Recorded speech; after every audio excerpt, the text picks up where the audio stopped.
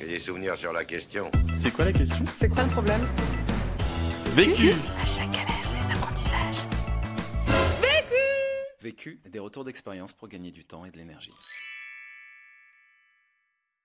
Je suis Fred, je suis le président fondateur de Simplon. Et Simplon, ça utilise le numérique pour faire de l'impact social dans les territoires, en créant des emplois, en sauvegardant des emplois et en digitalisant l'ESS. On vient de passer la barre des 100 salariés et je pense qu'on va clore notre exercice avec 10 millions d'euros de chiffre d'affaires. Et si tu m'avais dit ça il y a un an, je t'aurais dit mais tu délires. La question? Comment trouver un business model quand ça paraît impossible au départ? Le vécu. Donc chez nous, ça a été le cas depuis le début, puisqu'on est parti sans business model et on n'avait pas la volonté d'en chercher un. En fait, on voulait éprouver notre concept, éprouver notre vision. Et c'est parce qu'il nous a fallu des moyens qu'on a cherché des modèles économiques et c'est là où l'aventure démarre. Alors au début, Erwan disait nous c'est l'économie sociale et suicidaire parce qu'en fait non seulement on propose des formations gratuites alors qu'elles ont de la valeur, on paye des professeurs, ça dure 6 mois, c'est pas juste une formation d'une journée, mais l'intuition des fondateurs de Simplon, c'était que les gens devaient être complètement libres de tout problème matériel pour bien apprendre à coder et donc il fallait en plus les rémunérer, en plus que ce soit gratuit, donc il fallait les payer au SMIC pendant 6 mois pour qu'ils apprennent correctement la programmation informatique et c'est ce qu'on a fait avec la première promotion. Et au bout de 3 mois, on n'avait donc plus d'argent. Et voilà, c'est là qu'on a commencé à devenir une start-up. Comme on n'avait pas de modèle économique et qu'il fallait qu'on fasse notre POC, en fait, on a tous emprunté à nos amis, à nos familles. Moi, je me suis endetté auprès de mon frère. Et d'ailleurs, on est un peu fâchés depuis parce qu'il ne faut pas mélanger l'argent et la famille. C'est un peu compliqué. Et donc, entièrement sur fonds propres, on a commencé à rémunérer effectivement la première promo de 30 personnes. Et nos fonds propres se sont épuisés assez rapidement. Et c'est là où on a commencé à chercher des choses dérivatives, en fait, qui nous permettaient de continuer. Mais pas dans la logique de chercher un modèle économique, mais juste de finir la première promo. Puisque pour nous, le POC, c'était finir cette promo et qu'elle soit insérée. Un POC, c'est une proof of concept, quoi, une preuve que ça peut fonctionner, même un peu bizarrement, mais voilà, un truc qui montre que ça peut fonctionner. Quand au bout de 3 mois, on n'avait plus d'argent, plus de trésorerie, donc on a réuni la promotion. Donc vous imaginez des profs et des élèves qui se réunissent. Et là, donc moi j'ai pris la parole, j'ai dit on n'a plus d'argent, on peut plus vous payer. Donc il faut que vous nous aidiez à trouver des moyens de trouver de l'argent pour que vous puissiez continuer votre formation. Et donc là, on s'est creusé la tête. Nous, on avait quelques idées. Les élèves en ont eu aussi. Et on s'est mis effectivement à déployer chaque idée pour voir si elle fonctionnait. Donc la plupart ne fonctionnaient pas.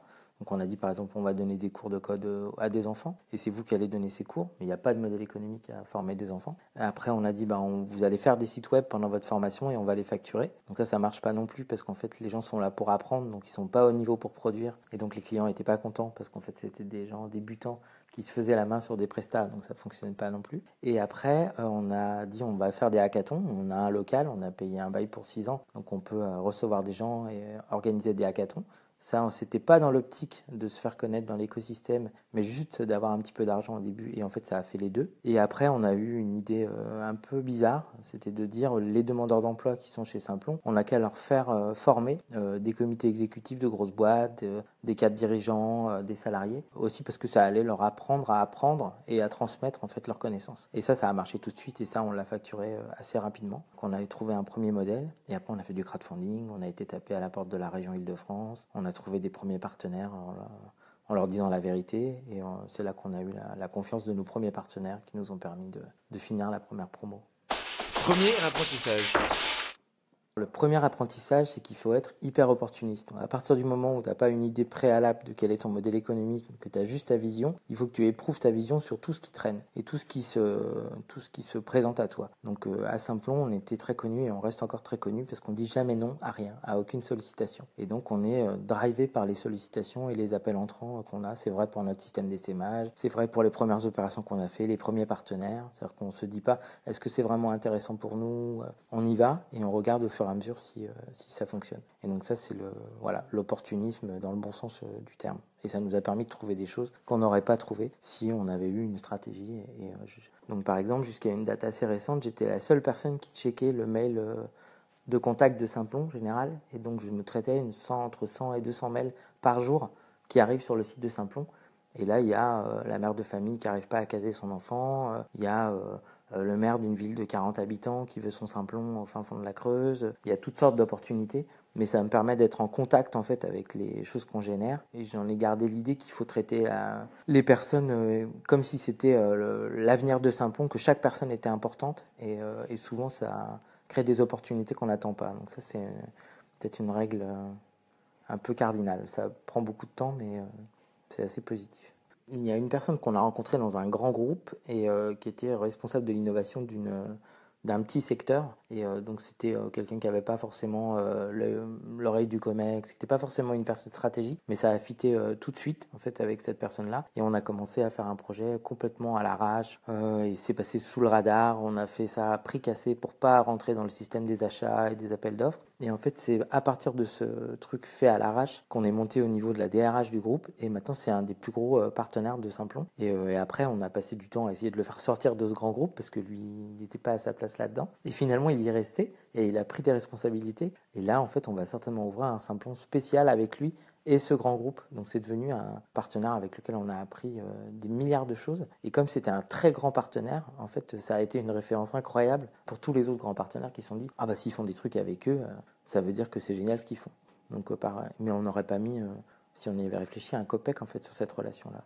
Mais c'était ce qu'on appelle chez nous un ambassadeur, mais un punk interne. C'est quelqu'un qui, dans sa propre organisation, essayait de la hacker. Et donc un hacker qui rencontre un autre hacker, voilà, ça fait des étincelles, quoi. Ça se voyait pas au début, mais à la fin, ça a fait un beau feu d'artifice. Dans l'opportunisme, il y a l'idée que c'est l'opportunité qui est supérieure au poids que tu vas donner à cette opportunité. Et le fit humain que tu peux avoir quand quelqu'un te sollicite, il peut être, on va dire, faiblement rémunérateur au début, mais en fait, les liens que tu vas faire, les gens grandissent, ils évoluent de contexte, et en fait, quelque chose que tu aurais sous-estimé au départ, mais dans lequel tu te serais investi, ça peut être le premier partenaire de Simplon 2 ans après. Et donc, le fait de dire à la fois jamais non, et en même temps d'y aller à l'instinct, les anglo-saxons ils parlent de synchronicité et moi j'appelle ça la prophétie autoréalisatrice. Et il s'agit de dire qu'on fait quelque chose pour que ça existe et donc il s'agit de décréter qu'on va faire quelque chose pour qu'il se crée des conditions de possibilité qui n'auraient pas existé si tu n'avais pas démarré l'action. Et c'est pour ça que j'aime pas du tout le benchmark, par exemple les trucs qu'on apprend dans les écoles de marketing ou de commerce. Quand tu fais un benchmark, tu te pollues l'esprit avec des choses qui existent déjà et tu te réfères par rapport à des choses qui existent. Et donc c'est vrai que quand tu fais pas de benchmark, pas d'études de marché, que tu n'as pas de modèle économique, tu risques pas d'imiter quoi que ce soit. Tu peux réinventer la roue, mais tu peux aussi trouver des choses que jamais tu aurais trouvées si tu avais vraiment réfléchi à ce que tu cherchais vraiment. Deuxième apprentissage. Le deuxième apprentissage, c'est que l'opportunisme, c'est bien, mais que ça se provoque aussi. C'est comme la chance. Et donc, il y a des mécaniques pour créer des opportunités. Des opportunités qu'on n'imagine pas, des opportunités un peu à l'aveugle, mais dans le tas des opportunités, il y a toujours des choses qui sont hyper intéressantes. Et ce qu'on utilise beaucoup à Simplon pour faire ça, c'est la communication. On dit qu'on est souvent toujours dans les médias, toujours en train de faire des choses dans les médias, mais ça, c'est à la fois pour être dans le radar de gens qui ne nous connaissent pas, donc les apprenants, les simploniens, etc. Et aussi parce que c'est une espèce de filet que tu jettes à la mer et tu sais pas ce que tu vas ramener. Tu peux ramener un thon, un maquereau, tu peux ramener un trésor. Et donc ça, c'est une manière de générer des opportunités, des appels entrants, qui saturent ton temps et qui te prennent beaucoup de temps, mais dans lequel il y a des pépites incroyables. Parmi les autres choses qui génèrent beaucoup d'opportunités, c'est le fait de participer à des concours. C'est chronophage, on n'est pas sûr de les gagner, mais à chaque fois on est repéré, même quand on perd. Moi j'ai monté une joint venture avec quelqu'un qui m'a battu en finale d'un grand prix d'entrepreneuriat social et c'est devenu un partenaire de business. On a monté une joint venture ensemble parce qu'on s'est rencontrés dans la salle d'attente, c'est lui qui a gagné au moment de passer au jury. Et donc voilà, ça je l'attendais pas non plus. Le crowdfunding aussi, c'est pas qu'une histoire d'argent. Ça génère plein d'interactivités. Donc on a des gens qui vous écrivent après ah mais c'est génial ce que vous faites et d'ailleurs moi je pourrais faire ça avec vous, etc. Et l'autre chose c'est que je suis assez connu pour être assez joueur sur les interventions publiques ou pour encadrer des mémoires d'étudiants ou pour aller parler devant 15 Pékin ou 500 Pékin. Mais en fait à chaque fois que je parle publiquement, ça génère des mails ou des choses sur LinkedIn et dedans il y a toujours un truc super intéressant. Donc c'est parfois ça confine à la balle dans le pied, mais la plupart du temps sur le long terme quand on regarde et qu'on n'a pas besoin de beaucoup d'heures de sommeil, c'est toujours gagnant de faire ça.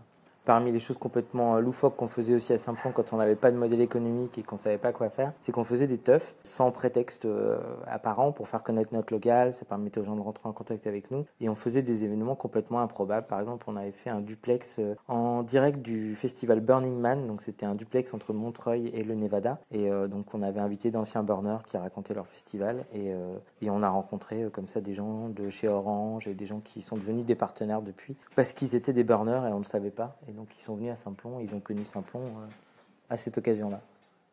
Troisième apprentissage. Le troisième apprentissage, c'est le principe de gratuité first. C'est-à-dire, comme tu sais pas ce qu'il y a de la valeur dans ta chaîne de valeur et que tu sais pas ce que peut générer le fait d'afficher qu'il faut payer pour rentrer en contact avec toi ou avec ta valeur, le fait de proposer par défaut en première intention de la gratuité, ça peut paraître suicidaire, mais ça génère plus d'opportunités qu'en essayant de le facturer directement, parce qu'il y a des gens que tu vas toucher plus de gens, donc tu vas avoir plus de feedback, donc tu vas pouvoir améliorer plus rapidement ton produit ou ton service. Aussi parce que tu vas découvrir que la personne ou le groupe de personnes auxquelles tu offres ce service-là, ça va te donner des idées pour le facturer à d'autres types de personnes. Donc en fait, parce que c'est compliqué de donner un truc gratuitement et après de dire non, en fait c'est payant. Mais par exemple, si nous on donnait des formations de code à des chômeurs, à des journalistes et à des potes à nous, ça nous permettait de prototyper nos formations et en même temps, quand il a fallu, il y a des gens qui ont dit, par exemple ça vous pourriez le facturer, moi dans ma boîte ils seraient prêts à payer pour ça et donc je vais vous envoyer des salariés. Et donc ce qu'on avait prototypé en B2C gratuitement, on l'a facturé et c'est devenu une offre qu'on facture en B2B. La gratuité, c'est encore mieux quand on démontre à la personne à qui on donne quelque chose que ça a de la valeur. Et donc, c'est les gens qui font du pro bono, beaucoup qui nous ont expliqué ça. Il faut faire un devis, il faut faire même une convention qui dit qu'on va faire les choses gratuitement, mais avec un prix et la valorisation de ce que tu proposes et de ce que tu vas offrir gratuitement. Ça permet déjà de mettre un prix sur la valeur que tu peux proposer et en plus de faire en sorte que la deuxième fois, pour le coup, ce soit plus gratuit. Ou que quand la personne va dire « Ah j'ai fait un truc génial avec Simplon, pour moi c'était gratos, mais en fait si tu veux le faire avec eux, ça coûte tant. » 4e apprentissage. Quand on est une start-up, en fait, on est en recherche permanente d'un modèle économique et on est dans le fail fast. Donc, le fait d'échouer le plus vite possible pour avoir un feedback, pour améliorer le produit. Donc, les 2 premières années de Simplon, on a fait beaucoup de fail, beaucoup de fast, mais on n'a pas fait d'analyse de ce qu'on avait capitalisé, pourquoi on avait échoué, comment est-ce qu'on aurait dû mieux faire. Mais les années d'après, on en s'est vraiment imposé à faire ce que font pourtant tous les développeurs, c'est faire ce qu'ils appellent des rétrospectives. Et donc, quand il y a un bug et quand il y a un crash d'un programme, en fait, il remonte la chaîne, il regarde là où il y avait un problème, pourquoi il y a eu le problème, comment est-ce qu'on peut le patcher, etc. Donc ça, faire des retours d'expérience et des rétrospectives, c'est hyper précieux pour comprendre pourquoi ça marche et pourquoi ça marche pas, et pour pouvoir le capitaliser. Et une fois que tu l'as capitalisé, tu peux le reproduire, et aussi tu peux le transmettre, et aussi tu peux le facturer. Et ça a de la valeur. C'est-à-dire qu'un échec qui finit par plus devenir un échec, si tu sais pas pourquoi, tu es condamné à reproduire cet échec-là. On le voit dans Les Vies amoureuses, par exemple. Quand on a toujours la même histoire d'amour et qu'on ne sait pas pourquoi ça marche pas à chaque fois, c'est parce que tu n'as pas vraiment analysé pourquoi ça marchait pas, quoi. Et tu as continué à te rejeter dans le vide avec la même ferveur, mais sans rétrospective. Alors, les rétrospectives chez Simplon et dans le milieu des développeurs, c'est souvent une réunion qu'on fait un peu debout ou un doc partagé qui permet à tout le monde de vider un peu son sac aussi, parce qu'il y a un côté retour d'expérience en équipe. Souvent, le client est responsable de tous les problèmes, bien entendu, ou le partenaire, mais souvent, c'est aussi dans l'équipe, ça permet de dire les choses et donc de laisser une trace aussi. Donc, c'est soit un document partagé dans lequel tout le monde tape, soit une réunion qui donne lieu à un compte-rendu qui, lui, après, est diffusé. Et comme ça, quand on refait une opération qui est un peu comparable à ce qui a été fait, la personne peut aller dans les rex et dans les rétrospectives et essayer de ne pas refaire les mêmes erreurs qui ont été faites la première fois. Et à Simplon, on a mis du temps à comprendre ça, maintenant on le fait, et donc on invente des nouvelles erreurs au lieu de refaire celles d'avant. Conseil Pour gagner du temps. Mon tips pour gagner du temps, c'est se reporter à mon premier podcast sur la gestion du temps. Conseil pour gagner de l'énergie. Pousser les organisations dans lesquelles je travaille, genre le Move ou Ashoka, à faire des fail camps et à analyser les échecs des autres. Et ça donne vachement d'énergie parce que déjà tu vois que t'es pas le seul à faire des immenses conneries, mais en plus tu vois comment ils ont échoué et donc ça te permet de faire des erreurs de plus en plus sophistiquées. Donc ça, moi j'invite tout le monde à aller décortiquer les échecs des autres ou à parler de ses propres échecs. Moi je sais que quand je partage toutes les boulettes qu'on a fait, j'apprends aussi des choses et je pense que ça transmet beaucoup plus de choses que « Ah, Simplon, c'est super, Fred, il est parfait, je sais pas quoi. » L'autre question. Est-ce qu'on fait bien de continuer à accélérer ? C'est-à-dire, est-ce que dans une logique type Simplon, est-ce qu'on continue en fait à accélérer ou est-ce que avec les fondateurs de Simplon, c'était un débat sempiternel là-dessus. Erwan disait toujours, on a fait une grande tournée mondiale, maintenant il faut qu'on revienne dans un garage pour préparer un nouvel album, qu'on se pose, etc. Et moi j'étais plutôt partisan d'être en tournée mondiale permanente, quoi. Vu, Vécu. vaincu. Pour plus de vécu, clique vécu.org. Voilà, ça répond à votre question. Vécu. Buy ticket for change. Pour d'autres podcasts vécus et une méthode pour apprendre de ta propre expérience, rejoins-nous sur vécu.org. Et si tu aimes les podcasts vécus, n'hésite pas à nous le dire en laissant un commentaire étoilé depuis l'application où tu écoutes ces podcasts. À très vite!